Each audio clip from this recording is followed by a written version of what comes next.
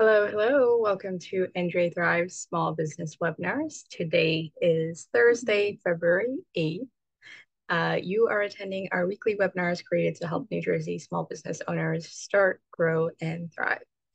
My name is Uzma Sheikh. I'm a consultant here at NJSBDC, and NJSBDC stands for New Jersey Small Business Development Center.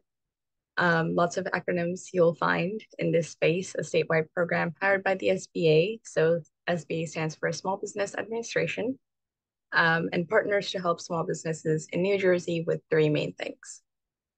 No cost small business consulting, training and events starting at $0, just like this one that you're attending, and exclusive small business resources.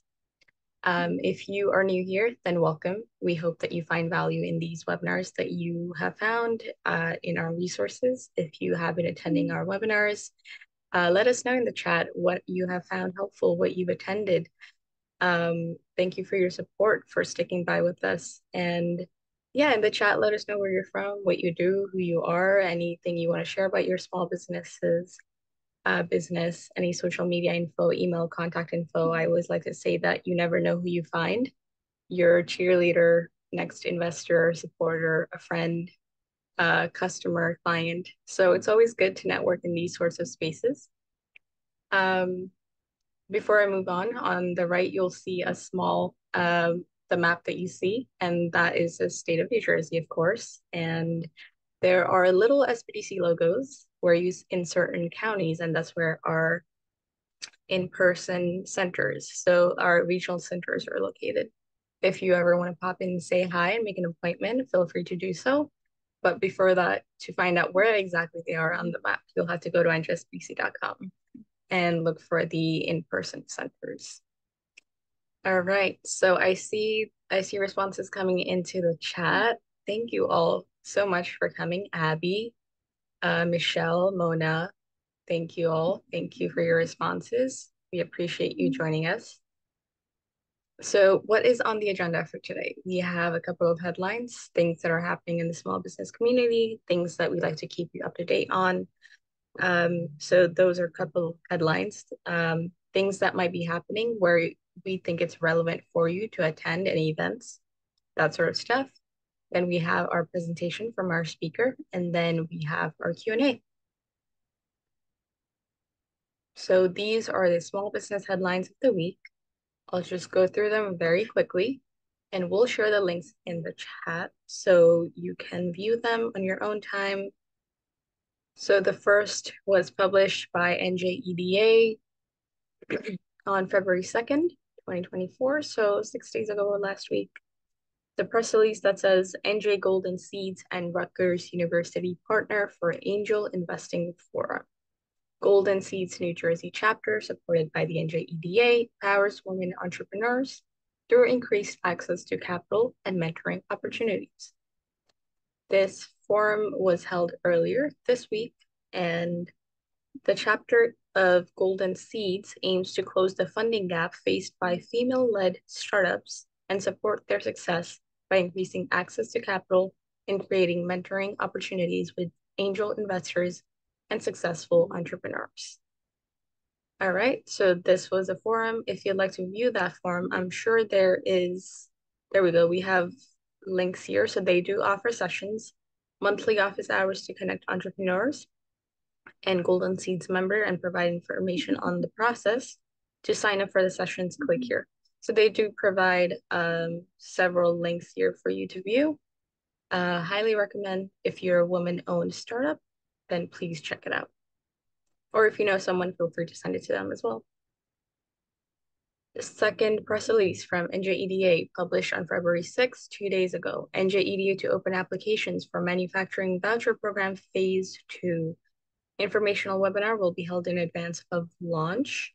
And applications open for phase 2 MVP manufacturing voucher program. They open on Monday, February 12th. So upcoming Monday at 10 a.m. Informational webinar will be held Thursday, February 8th at 2 p.m. So that's today at 2 p.m. If this is of interest to you, highly recommend that you attend the informational webinar and apply. So what is it? MVP Phase 2 will make $20 million available in grant funding through a rolling application process to provide NJ manufacturers access to essential equipment, which will enhance efficiency, productivity, and overall profitability. Vouchers valued at 30 to 50% and up to a maximum award amount of $250,000. All right, so dates to keep in mind: applications, Monday, February 12th, informational webinar, Thursday, February 8th. Again, if you know someone that could benefit from that, pass it on to them if it's not useful for yourself. Third press release, published February 5th, NJEDA program helps to draw investment interest into innovative NJ startups. NJ Entrepreneur Support Program provides guarantees to support investments into Garden State companies. They will continue to accept applications for the New Jersey Entrepreneurial Support Program launched in 2020 to navigate COVID-19 related cash flow constraints that relaunched in March of 2023 in light of challenges in the economy and venture banking system. All right. And for a full list of targeted industries, there is a link provided, and there are requirements over here that they mention. If you'd like to visit and want to know more about the program, visit this site. And that concludes our headlines. Moving on, all these links will be shared in the chat. Moving on, some housekeeping rules that we'd like you to follow and for us to follow. So things to keep in mind. If you have questions, put them in the Q&A box, please. So I see one question there already. It's right next to the chat box. We'll address all these questions in the Q&A session after. If they're in the chat, they'll probably get lost, and we want to answer the questions. To complete a survey to receive the slides. So if you complete a Google Forms that we will be sharing in the chat, then all you have to do is complete that, and you'll receive the slides from the presenter, the speaker. And 3, this webinar is being recorded. So if you have to step away in the middle, if you have to leave early, if you just want to take notes, review it again, then you can certainly do so. It will be available on our YouTube channel and our video library in the next 1 to 2 business days. Now, enough for me. We have to give our time to our speaker, Victor, who is the managing member at GG CPA Services. Victor is here today. We worked with him for a long time. And today's topic is a hot topic for the tax season, 2024 small business taxes and BOI updates. Stay compliant, stay informed. I will stop sharing my screen. Victor, welcome. We look forward to your presentation. Thank you, Usma. Thanks for having me. And, it's tax season already, as you mentioned, is February 8th, Thursday. Yep.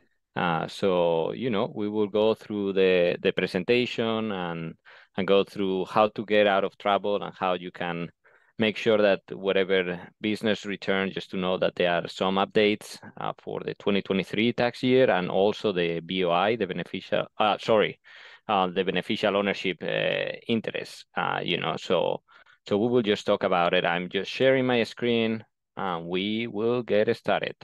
If there are questions, Uzma and SBDC team, just let me know, as I will be presenting, so I'm not able to follow all the chat box. No problem. We can address if we miss any. We'll address them at the Q&A anyway. Okay, perfect. Thank you. Let's get started. So, if you're a small business and you're attending this, it's just first the disclaimer, just that this is for educational purposes. So each case is different. So these are just training materials. So if you have any specific question, just reach out to your tax professional, CPA, enroll agent, lawyer, whoever it is that is giving you advice. And well, this is me, I think, with a little more hair, the smile and everything. So from my accent, you can hear that I'm not from here, from New Jersey. So I was born in Madrid, Spain.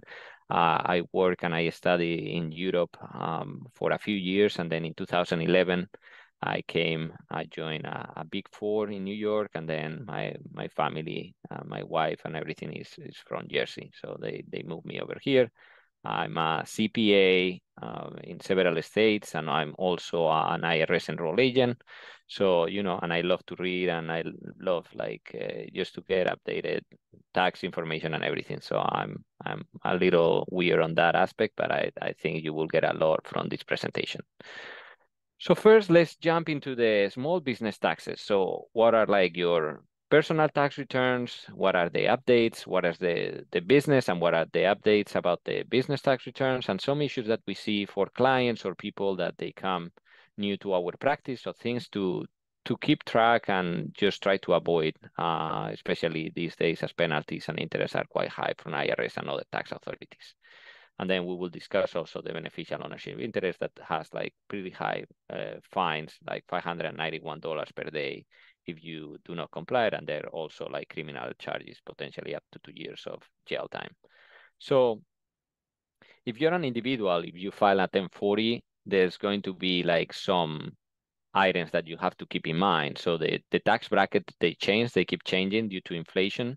So just keep in mind that, brackets usually go up every year. There's no more right now advanced child credit that it happened 2 years ago, and no more stimulus.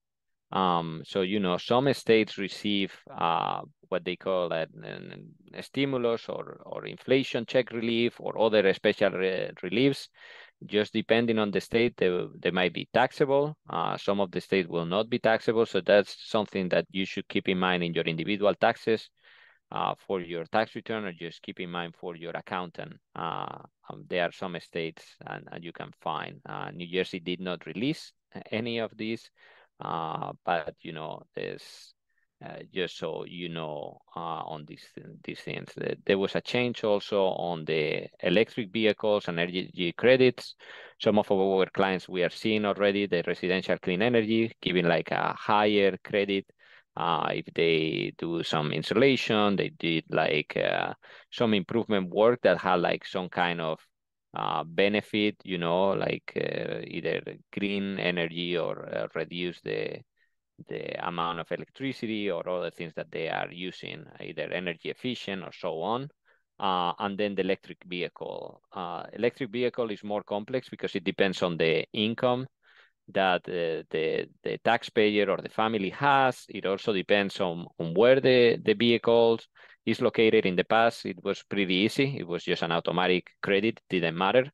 But now, since 2023, 22, it just depends on several factors, and they are making it more and more complicated. So it's on a case-by-case basis, but, there's I follow a lot of electric cars guidance and also kind of magazine and so on, and there's like pretty good list there, so we can discuss later on. And then I'm sure it's important for many of you. I have two kids, a 4 and 2-year-old. There's a new potential child tax credit or an increase on the child tax credit. They were discussing, I think it went through the first phase and it might be approved, it passed Congress, I think this week, but it has to go to Senate, I believe. And they were saying, okay, the earliest they will approve it, it will be March. So last week, the IRS Commissioner, Warfel, say like, do not wait to file your returns. If you're entitled to an additional child credit, we will send you a check, or if we have your ACH, your bank account information, we will send you the additional refund, but do not wait. So in this case, nothing has been approved yet. Legislation is pending. So our advice is just to file returns as normal. If they suddenly, I don't know, if you got $1,000 of child tax credit and you deserve, because they changed the law retroactively, $1,500, that $500 should be automatically sent by the IRS. If that doesn't happen, I mean, if they decided to change the law, then it will be a follow-up with the IRS. So as always, it's tax season, probably the worst time to make changes. And that's when politicians are deciding to make retroactive changes, just making everyone's life more difficult. But hopefully, if it's more money in your pocket, we look forward to it, just making sure the implementation is the appropriate one, and we don't run into issues or people just missing payments. So let's see what will happen there. So those are kind of the main issues at the personal tax returns. For the business, there are a lot of changes. So, the 1099K has been an important one. So if you had more than 200 transactions and over $20,000, then you will receive a 1099K. Just be extremely careful. Restaurants and so on, sometimes they get a 1099K with the gross amount, like let's suppose $1 million, but they truly made like 700,000 in their bank account because there were commissions from, Uber Eats, GrabHub, Seamless, or whoever. So just keep in mind that they consider when you receive a 1099, it's just the whole amount that you were supposed to get, like the sales, and then you have to consider that amount, include the commissions and sales tax. We have a few also like boat services. So sometimes when they book through third parties, they just tell you like what the total sale was, 10,000, but they truly, again, receive like maybe 8,000. So you just have to increase your sales and increase your commission. So instead of reporting to the IRS 8,000, that is truly what you got, you have to report 10,000 of sales, 2,000 of commissions. That will get you your 8,000 that was in your bank account. Otherwise, the IRS has been pretty busy this summer. We received different U.S. tax code when they say there's a 1099 here saying that you make 10,000. Your tax return is showing that you made 8,000 as gross receipts. So then they send you a letter saying, hey, either you pay those $2,000 different, whatever the tax rate will be on those 2,000, or you have to go to U.S. tax court. So I have been pretty busy with U.S. tax court. This week we won one case in settlement. We didn't have to get to court, where they reduced, with an IRS audit that it didn't go as planned. Someone that came with an issue, it was not our client and became our client. So we got like a positive final decision. And the previous one was a restaurant that they didn't report appropriately that they got received, but they never got that money. It was commissions, and we were able to explain to the IRS.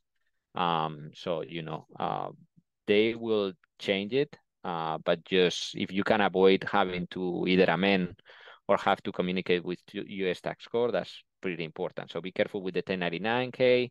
Add it up, make sure that it ties to your sales, and if that's not asked, sometimes they are corrected ones. So Venmo, PayPal, all those will release. Even your credit card processor will release the 1099K. So just keep it in mind, provide it to your CPA, enroll agent, or tax professional.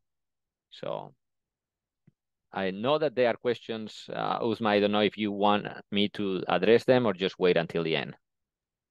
We'll wait until the end. Okay, that's fine. So just write it down, the question. I promise, like, I will address those. We just want to keep this going, and then just write it down at the end. We will have enough time just to. So item Yep. 2 is exactly what I mentioned before. Be careful with 3 depreciation. We have been seeing like some depreciation changes, and this year they only allowed 80% for depreciation, but they still allowed Section 179. So if you have a business, it flows differently. In the K1, it shows like not as net income or loss. It shows in a different part of the K1. Again, politicians are trying to change that. It does not make much sense that there's like this reduction on bonus depreciation while you still allow Section 179, which is kind of the same, just flows in a different way. So just make sure that when you have an LLC partnership 1065 or an 1120S, that it flows properly. It flows properly also in your tax return, because we have been seeing like some issues on the tax software, and we have been reviewing already things that did not look great on K1s from clients that we have been received. So just something that it changed this year, and it's extremely important for business owners. Okay. Another change, and this happened already, like the business meals are no longer 100% deductible. During the pandemic, it was just to help a little bit on restaurants. So when you went out with your clients and other meals that are deductible by IRS standard, you could deduct 100%. Now, no longer. We go back to the 15% deductible that it was before. Higher standard mileage rate. Our advice to the client is always to check what is better, if the mileage rate or the actual expenses. So you can take one or the other, whatever is more beneficial for you, gives you a higher deduction, just go for it. Also pretty important, the moratorium of employee retention credit, there was a lot of fraud in the program. I love this area, and they say like right now they have to process 1.5 million, and the IRS is estimating 95% of these claims, these claims that came like this late in the game, around 95% is fraudulent. So they gave around like I think is 3 million. They processed already 3 million claims. The Journal of Accountancy that we follow, CPAs and other IRS newsroom is just like they are trying to fight on this issue. I think the moratorium started in probably September or October of 2023, and they are on hold because they say, hey, like a lot of these claims are not right. So we don't know what is going to happen, if it's going to open again or not. Just be careful.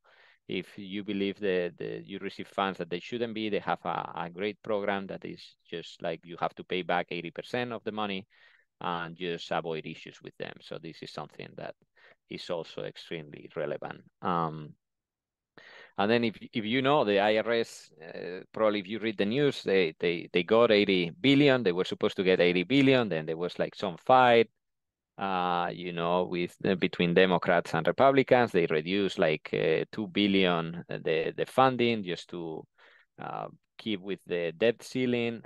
They are trying to reduce to 60 billion. Still is a lot of money. And a lot of that money will be enforcement. They are trying to do customer service and so on. But since summer, we saw a lot of more audits. We have been involved on even other professionals, other accountants, other tax professionals that they refer as cases that they didn't want to take or so on, or clients that they didn't want to represent. So we have seen a lot of an increase in audits and also an increase of notices, the notice of deficiency that directly gives you either the option to pay or to go to US tax score. So those we have seen an increase. I had like several cases where before I hardly seen them, but my partners and we have seen, I have been involved in like 4, 5, 6 cases this last summer, that some of them, they are like the resolutions and everything are quite positive for the client. So sometimes if you get a notice or you are in trouble with the IRS, just check with a professional, because sometimes the explanation is much easier and you can fight it, because they calculate their own way and there are reasons sometimes to have an alternative calculation, an alternative procedure that the IRS allows. So just to make sure that, even if you will see an increase in audits, sometimes there are ways that the IRS are not considering that they are legal for the business. So we are expecting an increase in audit rates for people making 400,000. This was also, from the Democrat Party and everything. They mentioned this as the threshold that, people were making a lot of money. In certain areas, New York, New Jersey, California, and so on. You're not like rich, making 150, 200, 300, 400. But so 400, they're saying they're going to increase the audit rates. They're also going to focus on partnership using AI. I don't even know how they are going to be using AI, but they have the data. So if they are able to run some analysis or some of it, they were having issues with partnership bases, beginning balances and so on, and partnerships that are over a certain threshold, they are going to be auditing. And then S corporation, we always have like this discussion. The IRS is going to focus also on the officer salary and the reasonable compensation, because the S corporation doesn't pay self-employment. The officer is required to have a reasonable salary, and it's on the face of the 1120S. So here we see an increase, and that's pretty easy for them to see if it's reasonable or not. So those are some of the most important updates at the individual and business tax returns just for this year. I don't want to spend 3 hours only on this, so I'm going to move also regarding a New Jersey program that we have been working with for a number of years. I don't know if you are a business owner, you should be familiar with the BAIT program. So we have been doing it for 4 years for our clients. And it's just a deduction that is allowed, an expense that is allowed at the state level, and several states has it, that, it is a deduction, it's a business deduction at the federal level. So the states say, oh, we are going to implement this program, but the taxes that you're not going to pay are the federal ones, which is a really interesting case because it's the state saying that you're not paying something at the federal level. And the reason is because of the limitation of $10,000 in the state and local tax that it was passed under Trump. So there was a significant limitation, and some states like New York, New Jersey, California, that they have really high real estate taxes, the taxpayers were really impacted. So some of these states and others, they decided, hey, if you're a pass-through owner of a business, you can pay the local taxes, or sorry, the state taxes from the business, and then that will be a business expense at the federal level. So I just wrote an example there, but it's kind of relatively easy. If I make, I make $1 million or whatever, and I have to pay in New Jersey $10,000, I can have the business pay that $10,000 of New Jersey taxes. And then if my federal bracket is 37, then that will be my savings. So even if I send $10,000 when I do my profit and loss, that $10,000 that I pay to New Jersey through my business for the income related to my business, that will be a deduction. So instead of making $1 million, I will have made $990,000 for IRS. So my taxes will be based on that, not in $1 million. For New Jersey, I will still have made $1 million. But I think it's a really interesting, it's almost 40% in some cases that you're going to be saving just because the company pay for it. So if you're not doing it, you should be doing it. You should be considering. I mean, I would love to have a 40% savings paying my New Jersey taxes. So hopefully, there's the link there. We have been doing it, and there have been small changes, but if you're not, just talk with your CPA, enroll agent, tax professional, because even in other states, it's also available in other states. So more and more states are just copying the approvals that they got from the IRS. So one after another are just kind of using the same wording that I think it was, not sure if it was Massachusetts, the first one to do it, or another one, but they just copy and kind of the approval process. So the IRS has to approve, but it's a great way to be saving taxes if you're a business owner in New Jersey. So what are the most common errors or red flags on tax returns? So we see, like, we have a few thousand clients on 40 something states. So we kind of see almost everything, but I would say that for individuals, it will be the inadequate return, usually marrying filing separately versus jointly. So jointly usually has more deductions. There might be reasons why you should be married filing separately. Sometimes it's doctors and other ones, they have a special debt, medical debt repayment options, or like they are subject to certain threshold. There might be reasons why filing on one way or the other. You should be able to calculate. The software usually provides you what the rates will be for filing one way or another. Um, Missing or lacking credits and deductions, we see it a lot on individuals, child credit, and income. If the kids go to daycare, or they have after school activities, with childcare expenses. So just make sure you provide that information to your accountant, or you do it yourself. If you have a Schedule C, a business inside your personal, we so many times see the income, but we notice missing expenses on independent contractors. If you receive a 1099, that they are good at reporting the income that they receive, but they forget about expenses. And careful with hobby activities, that they will disallow the expenses. So, and I'm sure we are going to see more and more audits of Schedule Cs in the near future. So. And then, as I mentioned before, if you get an IRS notice on audit, don't go alone. Sometimes if it's missing tax documents and so on, if you're able to talk with an IRS auditor and you have an IRS auditor assigned to your case, so many times it's easier. Not, try to negotiate, have a tax professional, just talk with them, and reply. Don't wait forever. Don't just destroy that notice. Just address it. If you're not clear on how to address it, just get your tax professional to help you, CPA, enroll agent, any lawyer, whoever you're working with for your tax needs. And then, so those are like kind of the most important for businesses. Kind of similar. The structure is not always the best one. We see a lot of C corporations sometimes form that they are subject to double taxation. We see also partnerships, not with the right partners or limited partners, S corporation not used properly. Um, Sometimes wrong advice. Suppose people look a lot on Instagram or TikTok or whatever to get tax advice.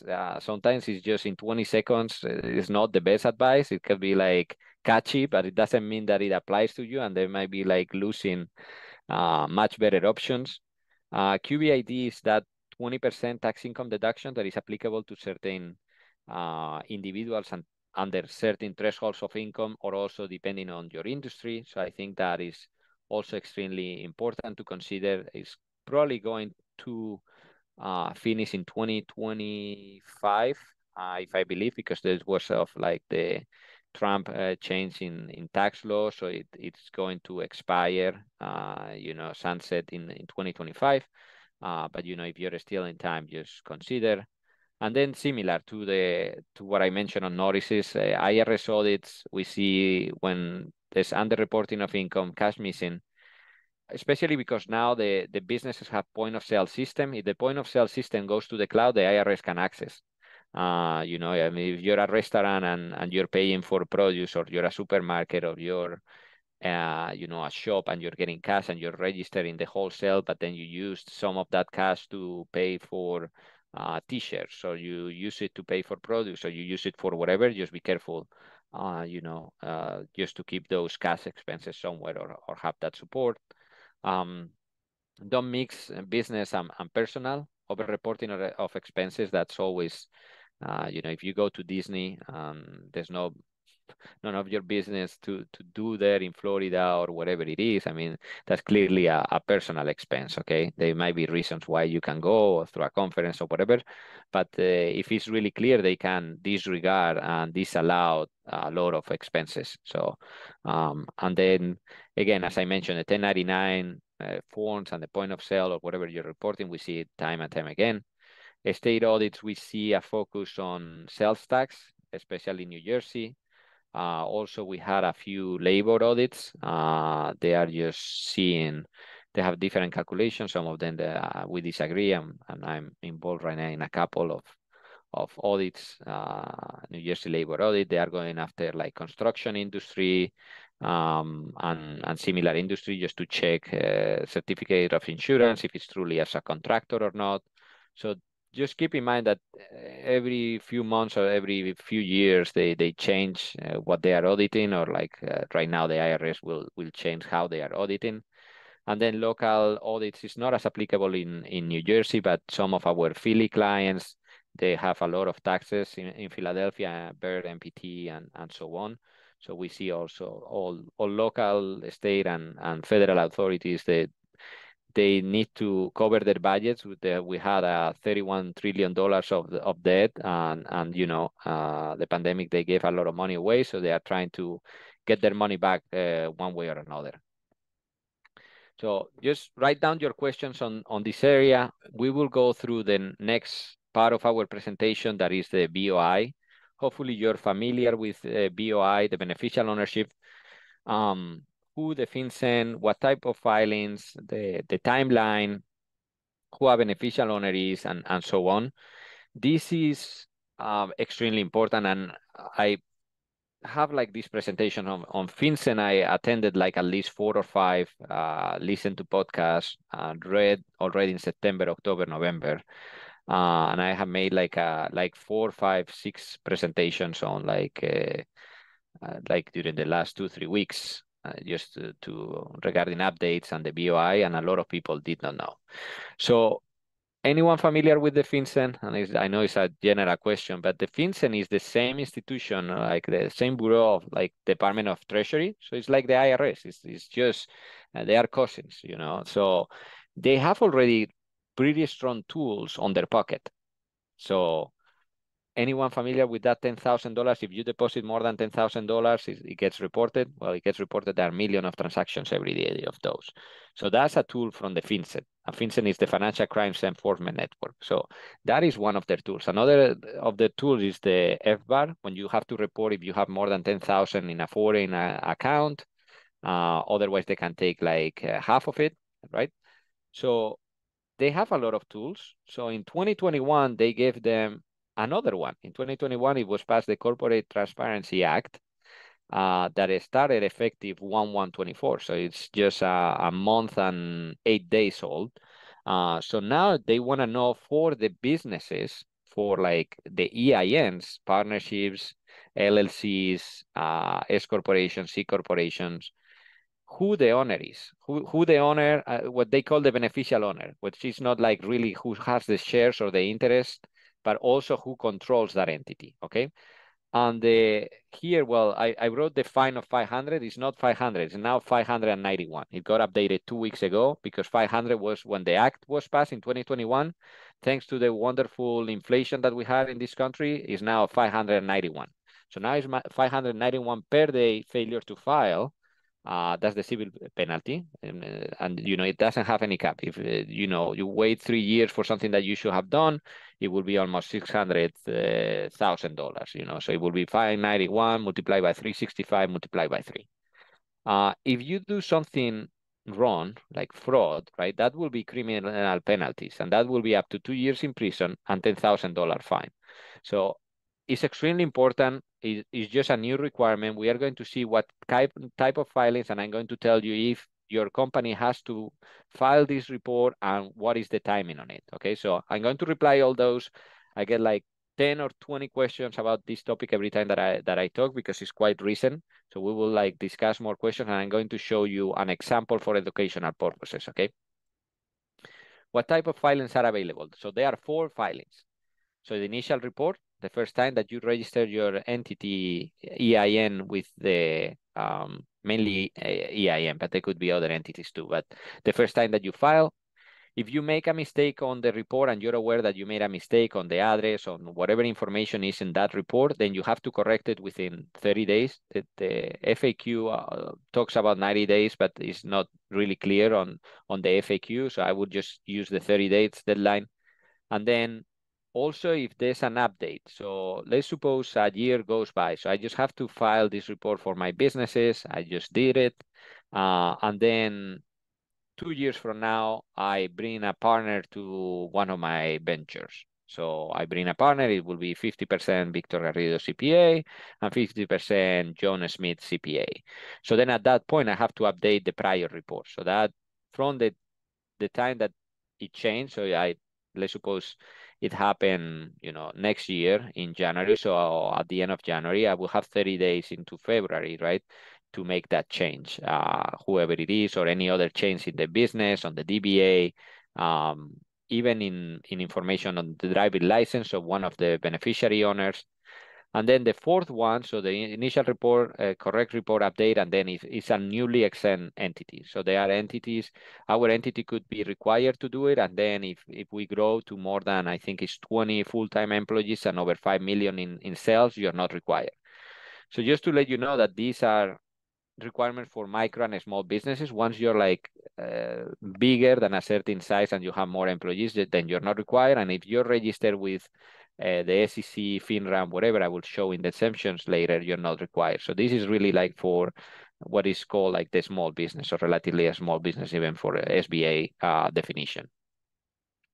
So what is the timeline? This is like an extremely important, and we can revisit this part later on if you have questions. But if my company was created, formed, filed with the Secretary of State before 1/1/24, so before this year, my company, one of them is 2017, the other 2020, whatever, I have the whole 2024 to file this BOI report.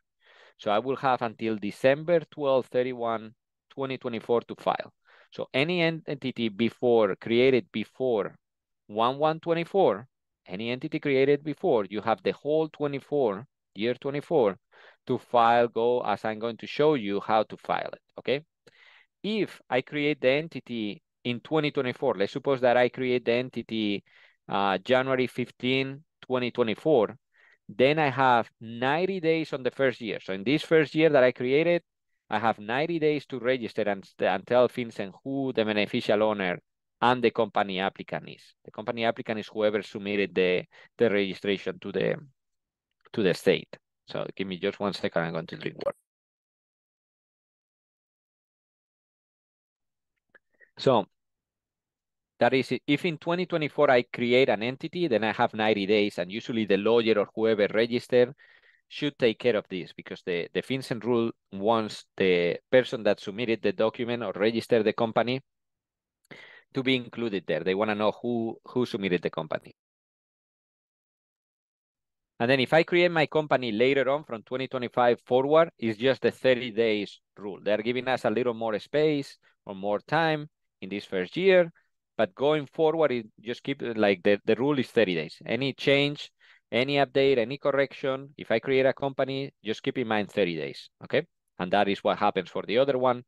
And I included the link there. So who is a beneficial owner? So that is kind of the most important part.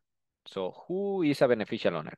And I highlighted directly or indirectly exercise substantial control, okay, or who owns at least 25 or more. So let's suppose, right, and they might be extremely complicated cases with trust, minors, but I always give like 2 examples. One is, our company, GG CPA Services. I'm the owner. Let's suppose I'm the 100% owner. So for sure, I will be the beneficial owner registered, right? Because I have 100% is more than at least 25 or more. So I will be. But let's suppose that I have a really, really bossy spouse that decides when I open my New York and Philadelphia offices, if I'm hiring someone, if I decide to open on Saturdays and Sunday or whatever it is, and she has like substantial control. So based on the law, based on the definition, she should be registered. Any spouse that is a little bossy, it will be also registered as a beneficial owner, even if it's not owning any of the company. So the same example is for someone that maybe doesn't have any shares in the company, and that is what FinCEN is looking, right? Like, let's suppose I'm trying to do money laundering or like any activity related to terrorism or things like that. I will have someone owning the company, but in the shadows, it will be me just controlling, deciding, and everything. So the FinCEN wants to know is, hey, even if you have 25% or more, is there someone else that might be the one deciding? I think for micro and small business, it's usually the owner, whoever has 25%. That's kind of example one. Example two, it will be, let's suppose we are 5 owners of a company, each 25%. So then there will be 4 beneficial owners, and you will have to register the names, the residential address, and like driving license, and upload the driving license or passport or one of the documents they require. And I will show you more in the educational example. But the beneficial owner is not only who has the percentage of ownership, it's also who controls. So just keep that in mind. I think, as I mentioned before, small businesses is pretty straightforward. They are just looking for people that, might control, but they don't want to show in the paper, and they are required now with the FinCEN. There are another 30 countries, in addition to US, in the world that they have this kind of reporting. So they got some pressure from other countries to kind of release this information, and probably they want to know.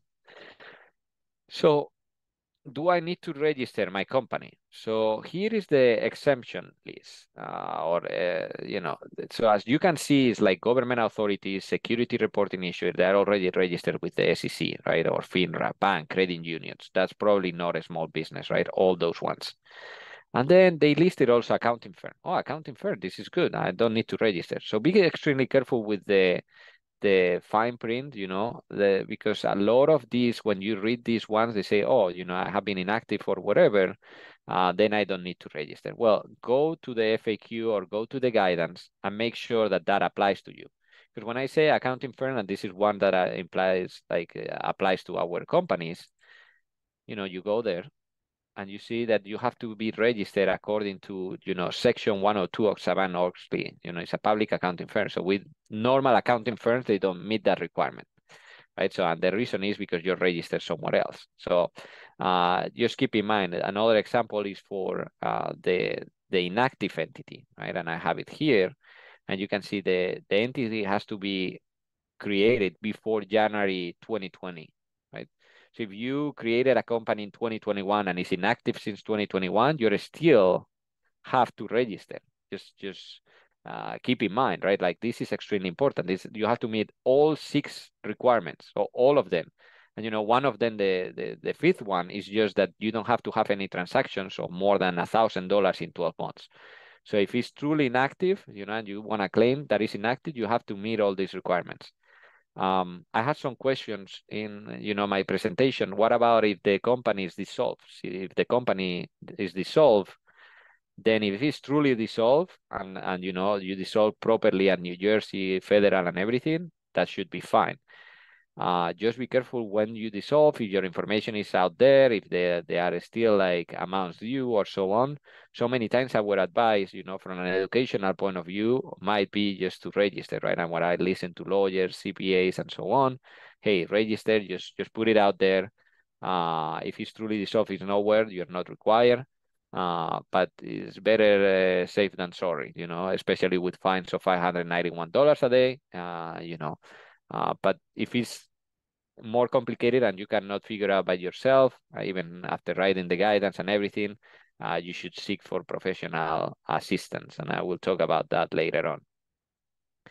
So another way to know is, and this is extremely complicated, but we're trying to make it easier as we try to make easier everything for our clients and members and SBDC New Jersey, that they are doing an excellent job. So if your company was formed in the United States, if you have an EIN, you have to probably register. That's kind of like the first question. The second question is the company active? And I mentioned already in the previous slide, if it's active, and you do not meet the requirement, that you have to register. Okay, if you have an inactive entity per BOI rules or FinCen rules, and you meet all the requirements, that's okay. But if it's active or like doesn't follow the inactive definition by FinCen, then you should register. And last one is I mentioned, there's an exemption if you have more than 20 full-time employees and over 5 million in sales, then it's considered a large operating company, so you don't need to register. So that's kind of another item that I think is pretty important. And then the last one is, this is relatively new. When you register the company, make sure that you save the information that FinCen is going to create a report in PDF. So because it's so new, if you file a FinCen report, you cannot get it back. You cannot call to FinCen and say, hey, send it back.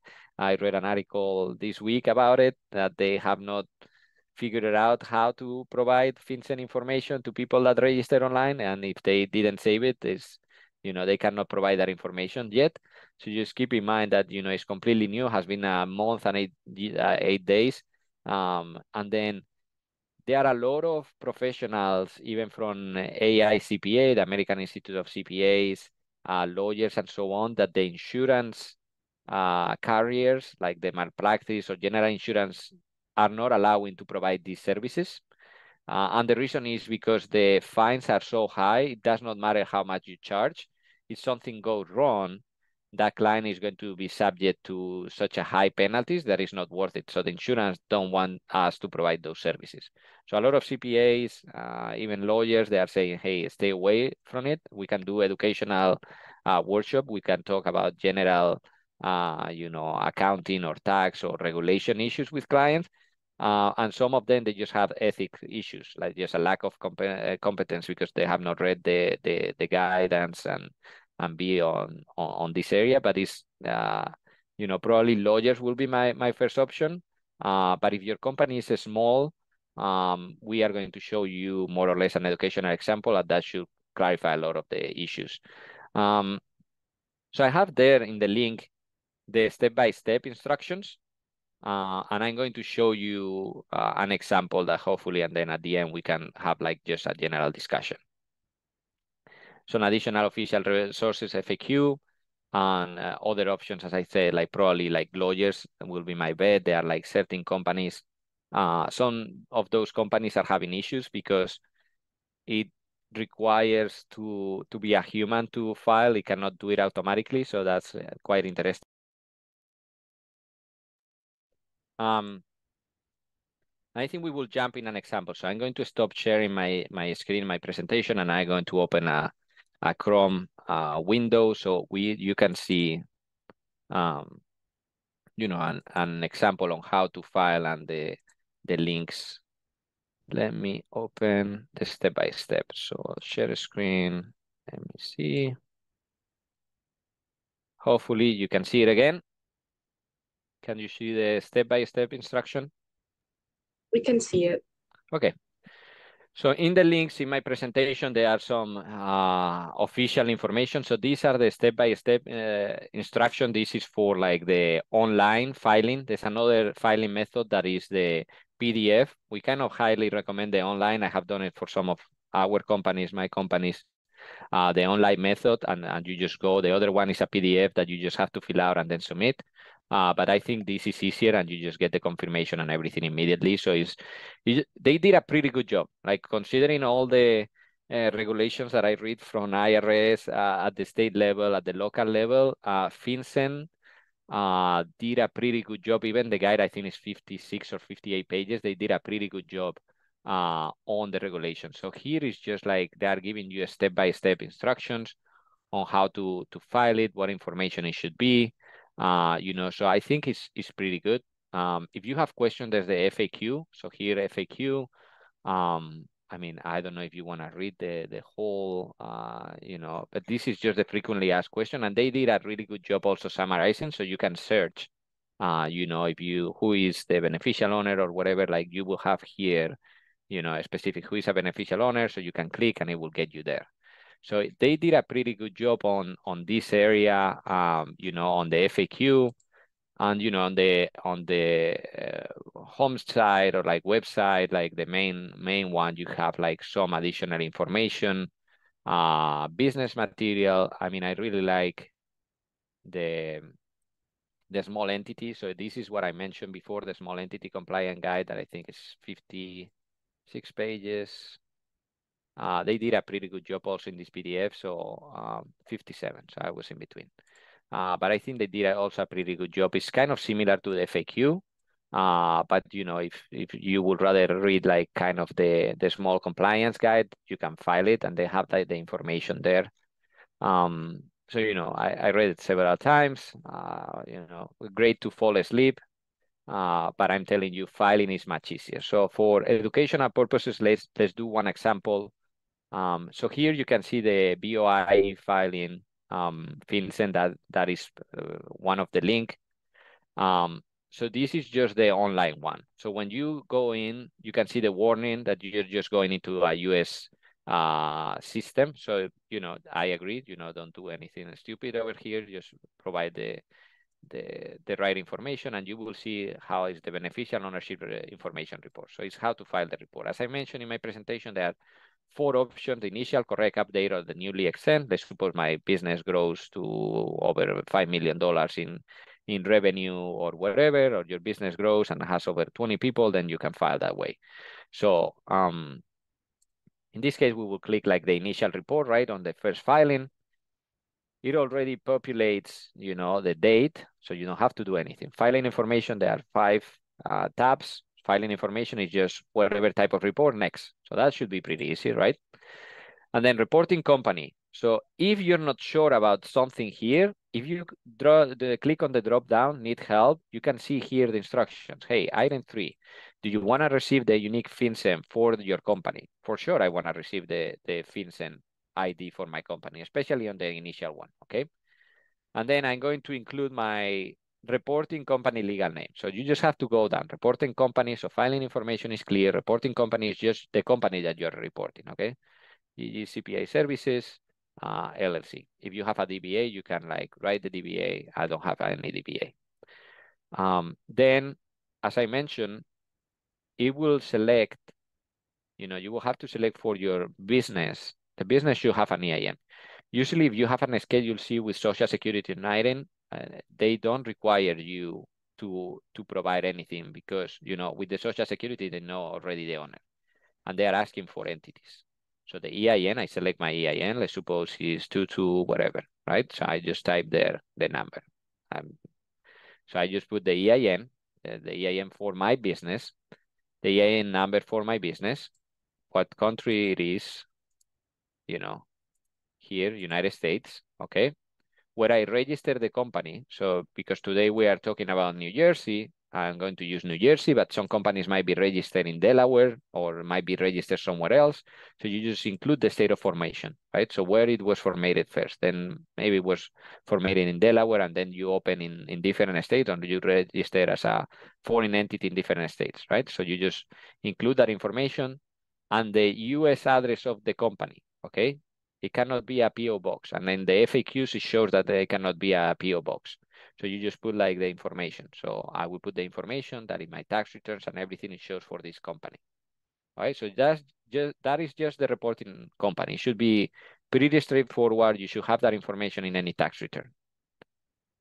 When a tax return or whatever the only change might be like where you formatted the company. That might change, but that should be on the registration documents. You should have it. And then we click next.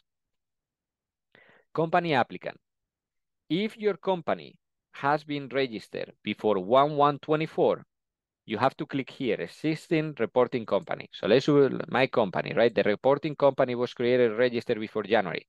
My company, GG CPA Services, was registered, I don't know, a long time ago, right? So I will click here.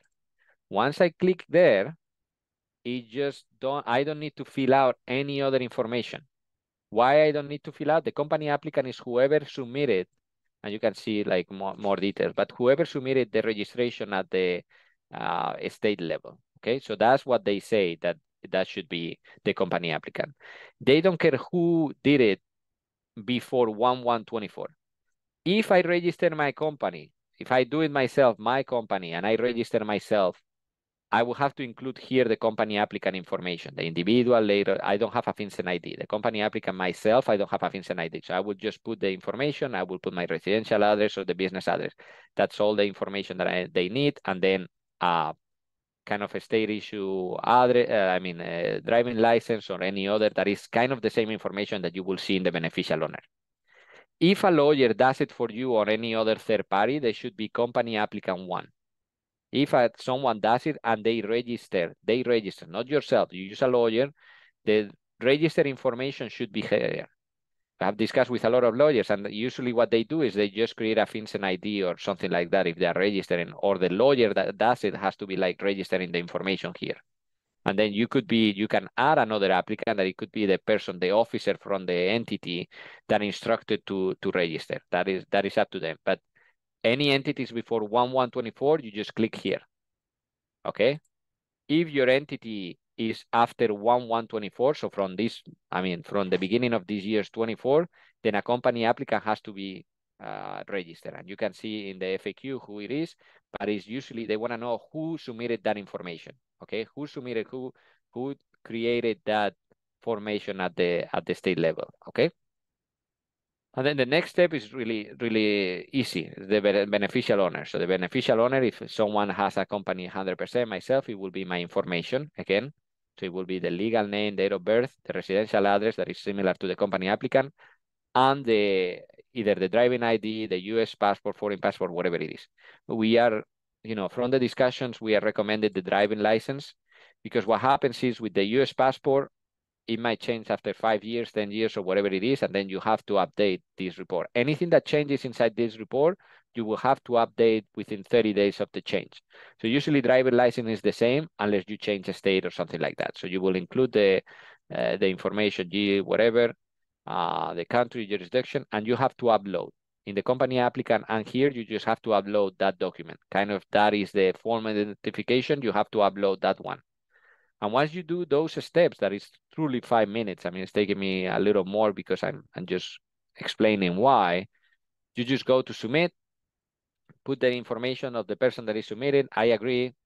I am human. Hopefully all of you are human. So you just click there. There's going to show penguins or lions or whatever. You just click on the images. That's the reason third parties that they tell you, oh, we are going to charge you $100 to do it. They are having a hard time doing it because right now they need to have someone clicking on it, and that someone will have some requirements for FinCen, you know. So that's the reason. Like some of these vendors, we have seen that they have.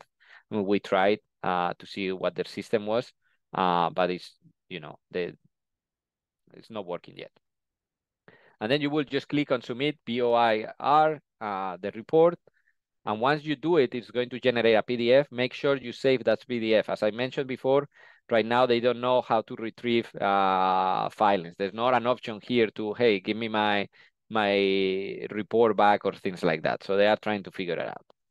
So, it's easy enough. You just make sure that you do it. $591 a day fine is pretty stiff. So I will say, try to avoid getting in trouble. And that's kind of the educational example and everything. So that's kind of pretty important in my case. So I wanted to give you enough time to make questions, or like if we have to go over it again, Uzma, Glorimer, or like anyone in the staff, if you want to open or like for the questions. Yeah, we're all done with our presentation. Yep, we are done. Yep, I don't have any additional items on my presentation. So Got it. we are good. Awesome. So can I just ask you to go back to your slides? So reshare your screen, open your slides, please. So Yep, I will we do have that right now. questions. Yep, Yeah, we let me can go back go. and forth on the Yep, I slides. will go back to the slide and we can show. That's Thank easy you. enough. Let me go back.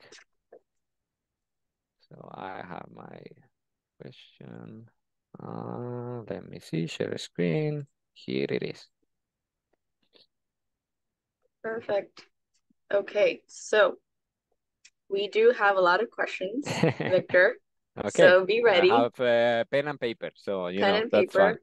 Yep, And it's just a reminder, it's 1:03. We run until 1:30. yep, So we do have 17, 18 questions.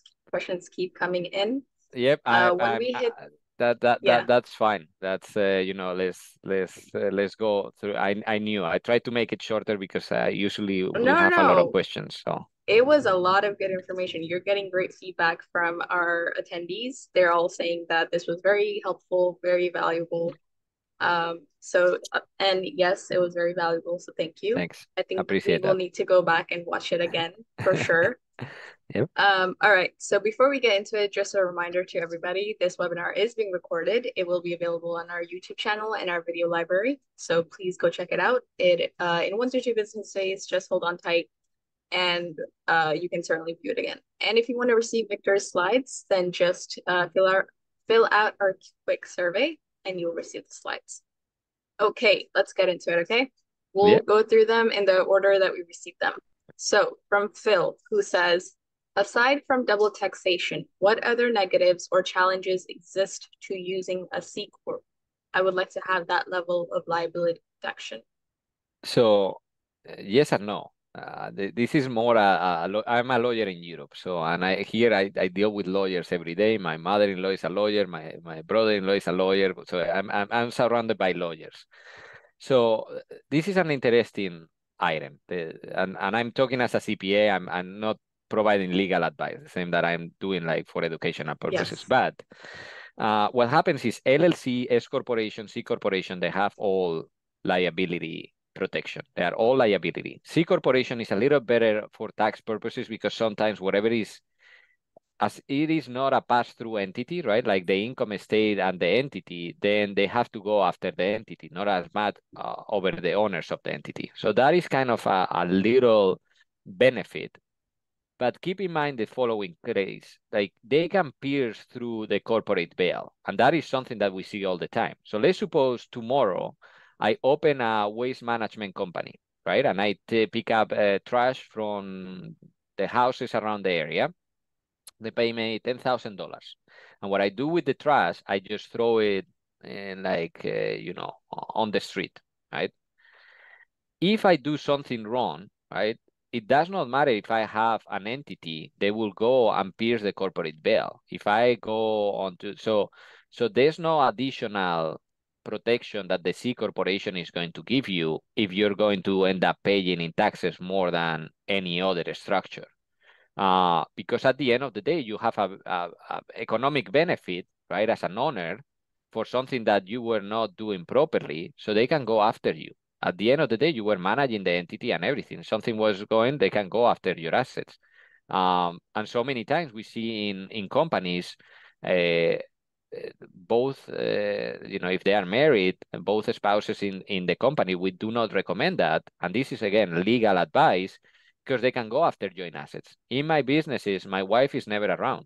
It's not I mean, I will have my father-in-law or my mother-in-law or whoever it is, but my wife is not, because if I have a house and both of us are in the business getting an economic benefit, they could go after joint assets. So I think that is kind of the discussion that I will have. I don't think I mean, it's a legal question, but I don't think the C corporation provides you any additional protection that other entities will not. And they can pierce the corporate veil if you do something wrong. At the end of the day, you're going to be liable for that company. So you're like the subsidiary, they will go after for your company, your general liability, and then they will go after you for sure. Thank you. We have certain questions where I know you're saying you're gonna have to sort of say this disclaimer every time you answer this question. I am not, and we always like to say whether it's accountants, the CPAs, lawyers, whoever we have as speakers, please always do your due diligence in finding your own accountant, Yep. your lawyer. One of our consultants, Ryan, he always says, I am a CPA or accountant, but I'm not your lawyer or CPA, whatever it is, right? So you have to do your due diligence, do your own research. That's Yes. our disclaimer. Please keep in mind. Um, Moving on to the next question. Anonymous asks, how do we file 1099 forms for independent consultants we employed? So you had until January 31st. So now you will be subject to late filing fees, and sometimes it's hundreds of Yeah. thousands of dollars. So the deadline for 1099s, if it's paper, I think if you have 5 or less than 10, you can paper file with the IRS. I'm not sure about it. I just have like a whole team, and I can we have, 20 something people right now here. So I don't know exactly how that works. I think if you have 10 or more, you have to e-file. Your tax professional or any other professional, they should be able to help you. I mean, we do for some clients. I mean, we charge a price for sure, but over a certain amount, you are required to e-file, and the deadline was January 31st. So you always have until that, and it's just released. What you need to get from then is the W9 form. I think it's W7, W9. I think it's W9 form. You can get that from your subcontractor. Yeah, the W9. So just to make sure, there are so many forms in the IRS, but the W9 is going to show like the name or the name of either the personnel with social security number or the name of the business, the address, all the information. And then you will have to report whatever you paid to that person. If it's more than $600, you will have to report. You will give a copy to this recipient, right? And the other copy goes to the IRS. So that is how you report it. Next question is from Anonymous, who asks, is there a safe harbor or a rule of thumb about what is reasonable compensation to the owner of the sub S? That's a great question, and a discussion that I have, I feel, every week or every 2 days with our clients. So that's I mean, all great questions. But so reasonable compensation is by IRS standard what like other people in your industry are paying for that position. So let's suppose I work as a CPA. with 5 years of experience. My company makes $1 million, right? And that $1 million, I pay myself a salary of $10,000, right? That's clearly not a reasonable compensation for a CPA that has 20 years or 15 years of experience, right? So the CPAs with 15 years of experience that are partners, they might be getting, I don't know, 120,000. So what they want is the S corporation, right? If I'm on a LLC or a partnership, I'm going to pay self-employment tax at 15% up to the $160,000. So the S corporation is great when you have other people working and you put a reasonable salary, let's suppose 100,000. So you end up saving 60,000, and 60,000 you're saving 15% as far as you have a reasonable compensation, right? So you're not required to get like the self-employment tax. You're paying FICA Medicare through your W-2. I'm paying still my taxes, right? On my W-2, but on the remaining, on the 900,000, I'm not paying that FICA Medicare. So that, if it's 60,000, right, that I'm saving at a 15%, I'm saving almost $10,000. Not everyone should be on an S corporation. Just you have to make enough money, and probably like a threshold of over 100,000 for net income, because then you have to pay payroll, you have to pay workers' compensation, you have to do certain things that you wouldn't have to. But reasonable compensation. There are also software that you can use to see what a reasonable compensation will be. But a rule of thumb is just whoever is getting paid in your industry for a similar position. If you're a manager of a restaurant, or you're like a director of whatever it is in your business of environmental studies, so you cannot put yourself a salary of 20,000 if everyone else is making 120. Because what they are going to do is disregard the entity, and they are going to tax for self-employment like up to the 160 or 170. I mean, each year is different. The threshold for like self-employment grows with inflation, but it's a good way to save 15% if you do it right, and if your salary allows you to do it. But that's kind of my rule of thumb, or our rule of thumb. So. Thank you. Next question is from Nilda, and they ask, can you please explain more about what you mean when you say the IRS is focusing on partnerships using AI? What does that mean? So I receive all the IRS newsletters for tax professionals. So this is something that I would love to know more details. That's like the statement that they did. What happened was, in the past, from personal experience, they used to audit a Schedule C inside 1040s, and they even provide numbers on partnership and S corporations, and they were auditing at really low rates, like 0.3, 0.4. And they were auditing other. So what happened is, a lot of people, a lot of taxpayers switched to partnership and S corporations because they were flying under the radar, right?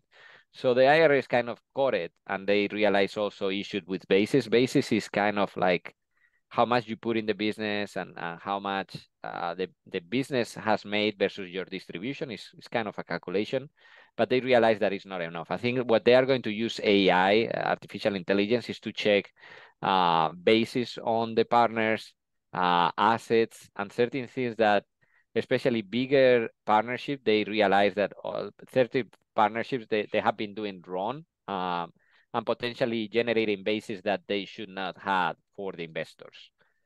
So kind of that, I don't know. They say that they are going to focus, but they have not implemented the audits on those partnerships yet. So we have not seen anything, but it has been communicated by the IRS that they are going to do it in several newsletters. Got it. Thank you for that. Next question is from Anna, who says, when does it make sense to change from LLC to S Corp, if ever, in terms of income level? Yep, I mentioned before, I think once you're making a net income of over 100,000, the profits from your business or income less expenses, that is net profit, at least of 100 or 120,000, it might be beneficial to look if there could be some tax savings with the reasonable officer's salary. But at least 100 or 120,000 of net profit, that's a good amount just to start thinking about it. Got it. Next question. What happens when you don't receive a few 1099 forms from customers you have done business with, even after reaching out? Are they needed? So you're required to report all your income, right? And this is the CPA hat. You're required to report all your income, either if they send you 1099s or not. The problem that we have with clients is that we ask that if they have the 1099s and they have received them, just to make sure they add them up. Because sometimes someone had like they call it fat finger, right? And they put an extra zero and they say, hey, we have a 1099 here for $1 million. And, and New Jersey SBDC only pay me like what, 200,000 for this discussion. So if they put like 2 million, and I only got 200,000, then we can get in trouble, right? So if they don't release it, it's the problem. It's not your problem, but you have to report all your income. The issues that we are seeing is with more point of sales, merchant services 1099K, and other ones that they report income, gross receipts. It's not really income, gross receipts that you never got. That's where we are having issues with clients or with people that they come with issues to us that they were not client. So just make sure, that you gross it up to the total receipts. If you get 1099s for less than what you're reporting, you're not in trouble. If you're reporting to the IRS an amount and the 1099s are higher, then you're in trouble because automatically the IRS is going to be a discrepancy and it's going to send you a letter automatically. And those are letters that we are seeing like from this summer saying either, hey, you pay us or you go to US tax court. In the US tax court, you have to explain why there was that discrepancy. If something is wrong and things happen, they can send a 1099 corrected one. So we see it that, and it happens also to our clients or like even ourselves, like, hey, this was wrong. You can release a 1099 corrected one. So just so you know. Okay, thank you. Next question is from, all right. Would you analyze as part of your services the tax returns and advice on advantages or disadvantages of company structures and which state to incorporate? Yeah, I mean, we do it for all our clients. I mean, we review. I think part of the tax professional should be like consider what advantages or disadvantages, and. So yeah, I mean, we do it for our clients. That's including our fees, but I think it's interesting. I mean, at the end of the day, if you go to a CPA or whatever, you're expecting like kind of that, uh, that thought process at least. So yeah, we do it. Got it. I just want to clarify here if there is any confusion up till now. Victor is not an NJSBC consultant. We would love to have him as a consultant, but he is not a consultant.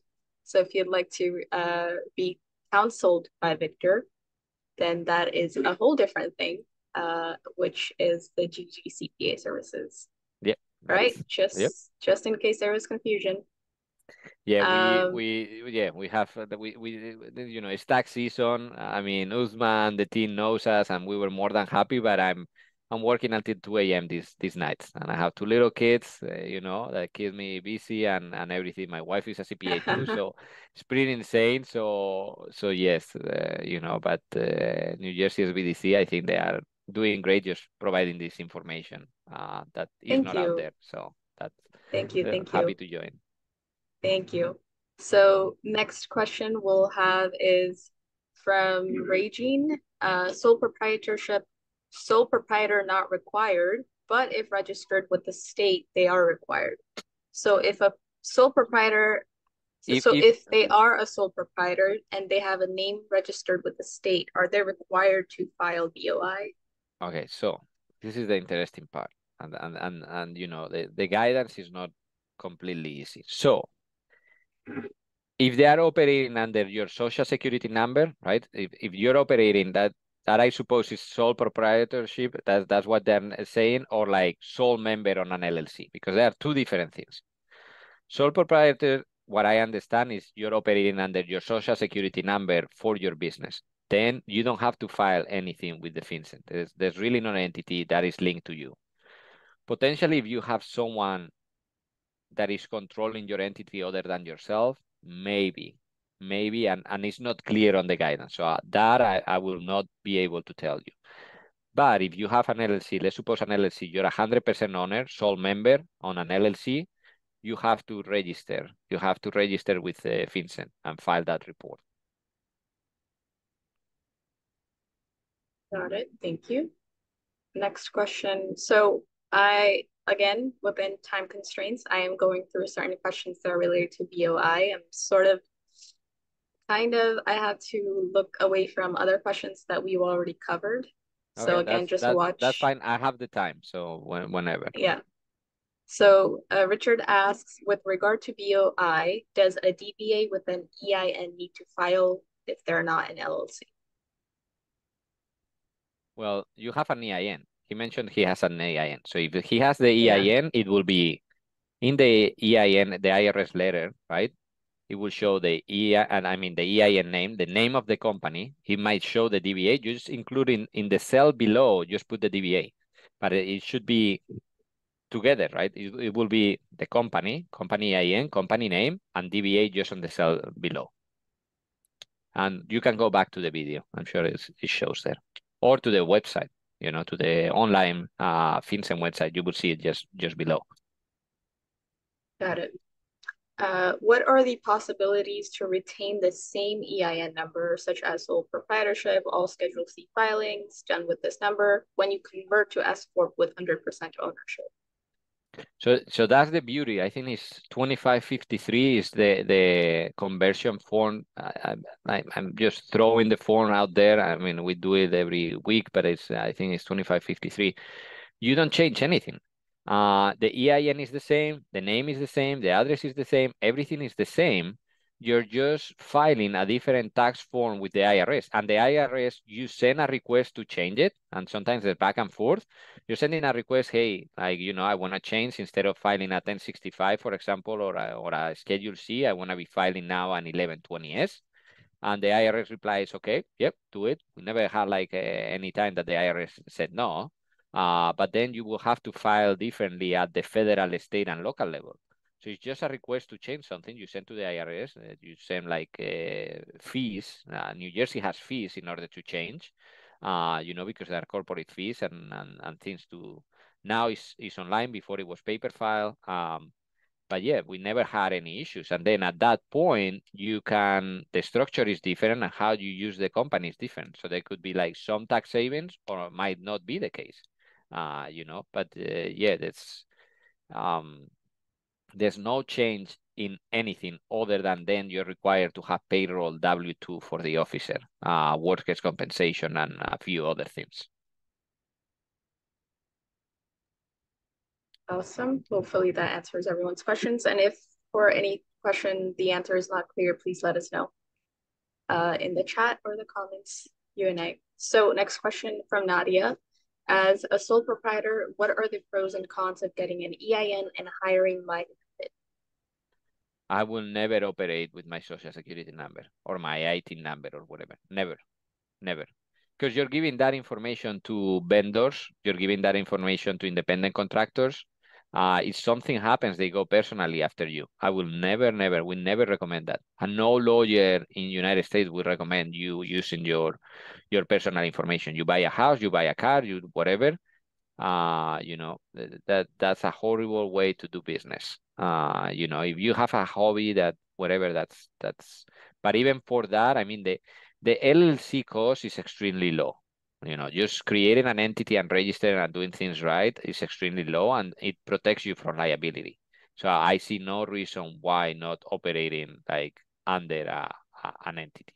So I see no reason. Got it. Thank you.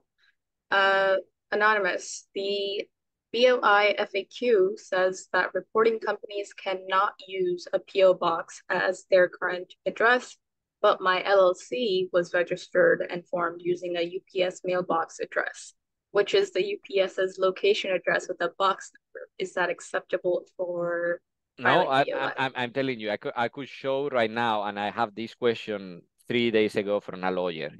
We are helping a lot of clients, and we get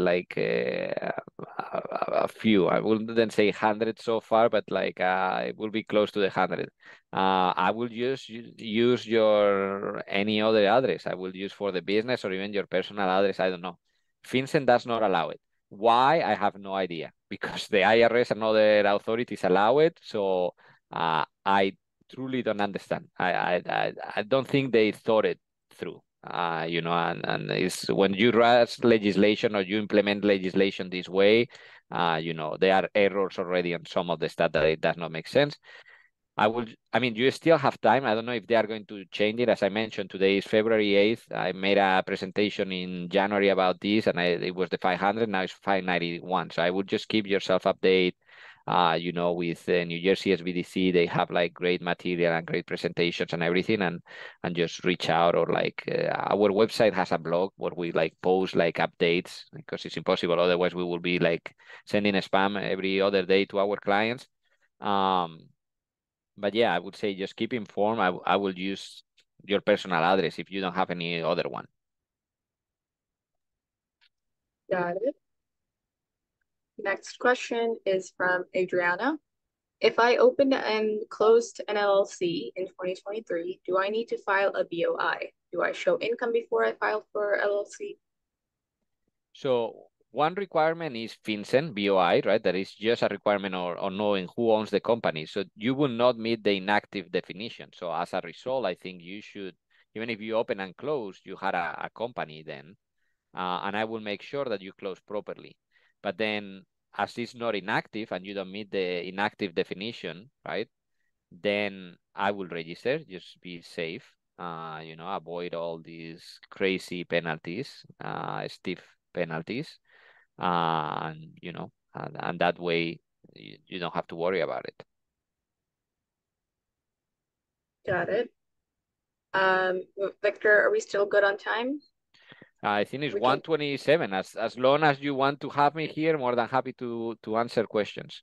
Okay, I just want to make sure with you because we still have about 7 questions or so. That's fine. I will Okay. sleep a little less tonight. That's okay.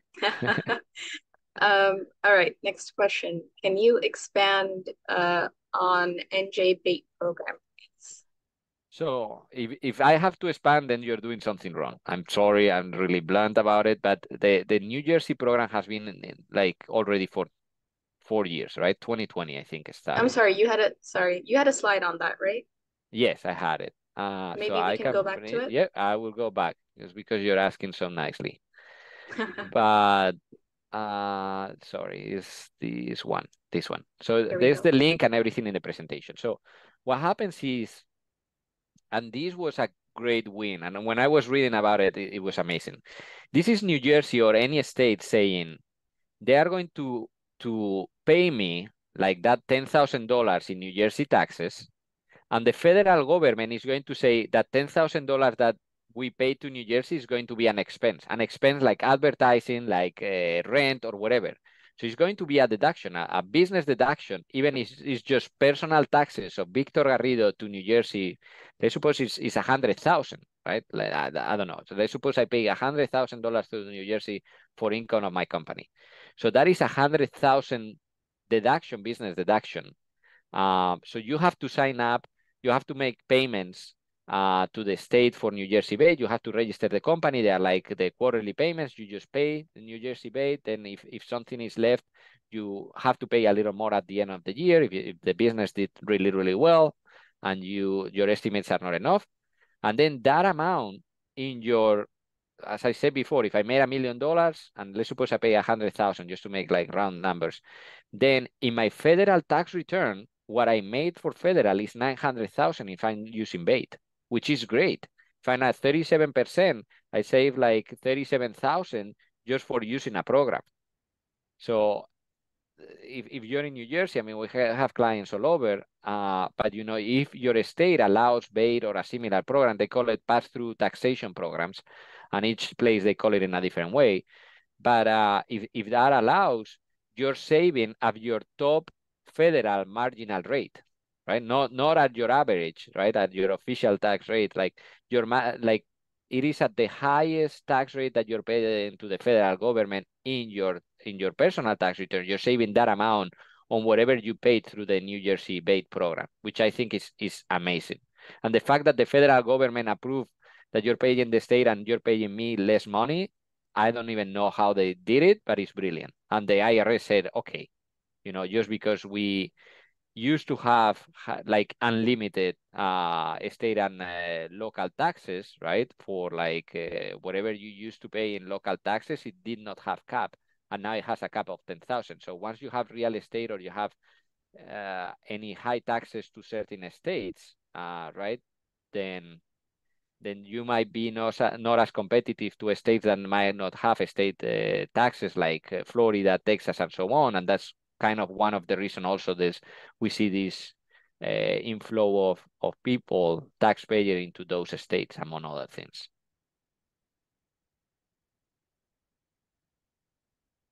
Do you have a couple of questions regarding uh, like, services that you render and then pay through Zelle, Cash App, things like that? So I have two questions related to that, and we can answer them in the same one go. Yep. So one question is, I accepted payments for tutoring LLC by Zelle. So they accepted payments through Zelle. If this is not acceptable, what should I do? And then there's another question that says, I transferred money through Cash App to a person of more than $10,000.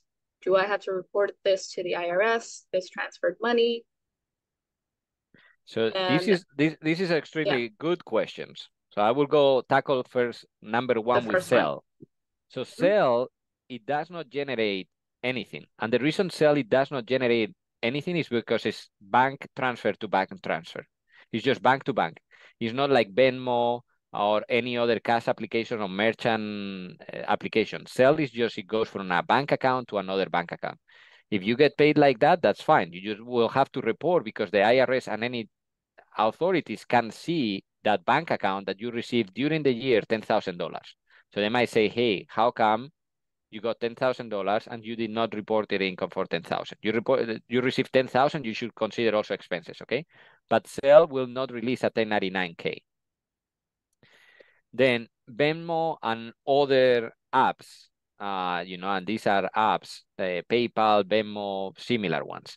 Those, if you're over the threshold and that threshold changes, and I think I have the presentation there, right? And they keep changing and they are going to change it again.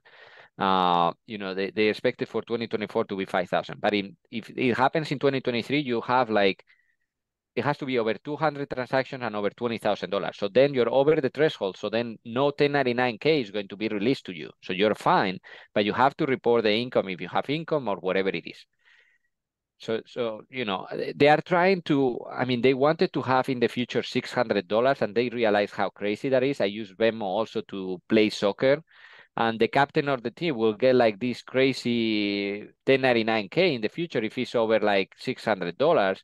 And it's like, hey, I was just getting the soccer fees to my friends, so I think they are thinking about it. They are kind of government is getting too much involved on like little activities, and even this BOI reporting with incredible fines for just small and micro businesses. I think it's an overreach because they are exempting large companies, right?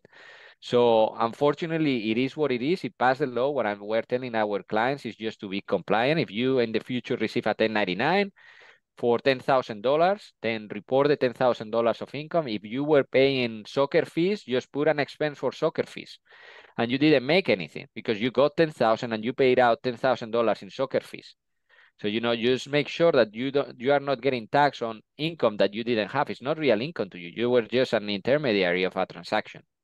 So those are like a few things that we see more and more. Government being more aggressive, with really no reason for just the normal guy. So Got it. So that hopefully that answers people's questions with Zelle and Cash App. Um, One related question to this, do your clients have to file tax return for services rendered for tutoring, or do you report it to the IRS? I well, think I it's don't report related to one anything of to the the questions. IRS. So if you are doing tutoring on the side, you know, the IRS says, hey, you have an activity. So you should be reporting your activity. Either it's tutoring, either it's painting, either it's whatever. You have like, you will have your income, right? Your tutoring income, and then will be your expenses, maybe books, maybe your internet, maybe your computer. It might offset each other, but you should Mhm. be reporting income that you have. It does not matter what it is, right? Yep. All right. So, a couple more questions. What do you consider a lack of planning for LLC? Well, I mentioned more or less what I mean, lack of planning for an LLC. I mean, we usually before year end for some of our accounting clients, we have the profit and loss and everything. So we like to see what they are doing or how they're doing. At least at a minimum, you should be knowing what your business is doing. If it's making money, not making money, what it might be equipment or things to grow your business. If you're going to ask for a loan, kind of those are, I mean, planning at the end of the day is just see where your actuals is or where your budgeted lines were, and forecasting and see what you want to do with your business. Are you going to take distributions? Are you going to reinvest on the business? Uh, those things that you can, I mean, at a minimum. So, I mean, SBDC, Uzma, I'm sure you can reply that. So you know, you see business every day. So I think like it's just to get a hold on what they're doing or what they should Oh be yeah. doing. And you know what? This is a great opportunity for me to do a shameless plug-in over here because we have webinars on this. We've been running actually startup webinar series since November or December. So if people want to register a new LLC, if they want to, talk to someone about that, we've been doing it every Tuesday on since November, December. So feel free to attend our Tuesday webinars and talk to someone on the team about it. All right, last two questions. What if you have a virtual address with a physical address, but you are not there in person? This is different from a PO box. Is that Yeah, that's acceptable? fine. Yep, that's fine. That's perfectly fine. That's Got it? perfectly fine. The business will be there. That's perfectly fine. It's a virtual office or whatever. Yep. As far as whenever you get documents or letter is sent to you, that's perfectly fine. Yep. That's fine. Got it. And last question from Anonymous. Is this to report taxes quarterly? Can you put it in the group? I'm not sure what the second question is, but is this to report taxes quarterly? So, I mean, the personal taxes or the business taxes, they are reported once a year. So when you do your business taxes, is once a year when you do your personal. There are other taxes, sales tax, that might be monthly, quarterly. So it depends on the type of taxes. There are so many taxes. You know what they say. There's nothing sure in this world but like death and taxes. Right? Abraham Yes. Lincoln. I think like Yes. no. Who was no. It was. Oh I've my heard gosh. that quote before. Yeah, it's oh my gosh. Yeah. Franklin, Benjamin Franklin, I think it was like death and taxes, or they attribute to, I think it's Franklin, but I'm not We sure. have to solve Yeah, this they mystery they right say now. that they Benjamin Franklin. Yes, I just Google it because I was like, sorry. So, so it just depends. What you have to do if you have a business probably is quarterly estimates, or if you have an S corporation, you can pay officer salary, and through the officer salary, you can have withholding for federal and New Jersey. I mean, we are talking about New Jersey today, but there are certain ways to pay it so it doesn't hurt you as much. But if it's talking about quarterly taxes, yes, you should be, if you're making profit, it's good to be sending quarterly estimates, but tax return, they should be filed personal and business once a year. Got it. And with that, Victor, that concludes our Q&A. That concludes our presentation. Excellent. This has been great. Thank you so much. We've received valuable feedback. Everyone has enjoyed this presentation. So thank you so much for being so thorough, for answering everyone's questions. We always appreciate having you. Yeah, no, a pleasure. Happy to be back. So, Uzma, thanks for making it so easy for me too. So, Of you course, did a of great job. course. Thank you. Credit to our team, Glory Mayer, our webinar assistant, and our team and everyone. All right, so I'll just do my outro. And for everybody, thank you for sticking with us. We still have good amount of attendees. Thank you so much for sticking with us, for spending your lunch hour or, an hour of your day with us. We appreciate it. Just ending with a couple of things. We've mentioned NJSBDC on our counseling services. So if you're new, please pay attention to me for a minute here. So njsbdc.com, this is the website that you will go to, all right? I think it's a great resource, and I know I am biased, but you will find toolkits, you will find blog posts, you will find resources hubs, podcasts, and if you want to request counseling, see that red button. You put in your email, select your county if you're in New Jersey, and you request counseling. And it'll take you to a different page. And you can let us know that you want to talk to an accountant, you want to receive marketing services, you want to receive LLC, set up an LLC, whatever it is. Let us know, and we'll certainly assign you to a consultant who can help you with your needs. One thing to show you, this recording will be available on this exact video library that I've been talking about that we mentioned in the links. There are hundreds and hundreds of videos over here. We highly recommend that you check them out. The topics range from marketing to tech, and yes, sign up for this too, please. We have marketing, we have SBIR, CTR, how to get funding for a small business, QuickBooks, effective staff management, things like that. Check it out. Next page that I want to show everybody is the statewide events page. This is where you go to find out events for the entire state of New Jersey, our SBDCs that offer. Some charge you fees, some don't, some are online, some are in person. Some events are in Spanish, and just a reminder, we do counsel in Spanish, and we do have events in Spanish. So if you ever want to reach out and get counseled by a consultant in Spanish, please let us know, and we'll be happy to help you. And with that, let me go back to my slides. We've done all of this. This is exactly the webinar that I was talking about, the ultimate guide to registering a new business. We mainly focus on LLCs here. We do go over some options, but this is a very brief surface level overview. Of course, if you have specific questions, we recommend that you reach out. But this is session 13 in this webinar series that's happening on Tuesday, February 13th. Go to our page that I just showed you or scan that QR code, but I'll move forward.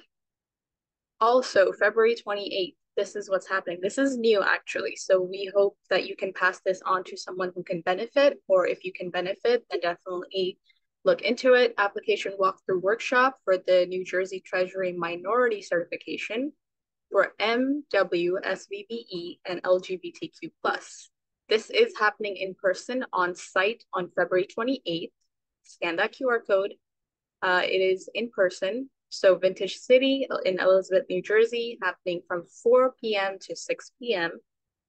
Certifying your business provides access to local and state contracting opportunities, grants and resources for underserved businesses, low interest loans with special terms and conditions for small businesses.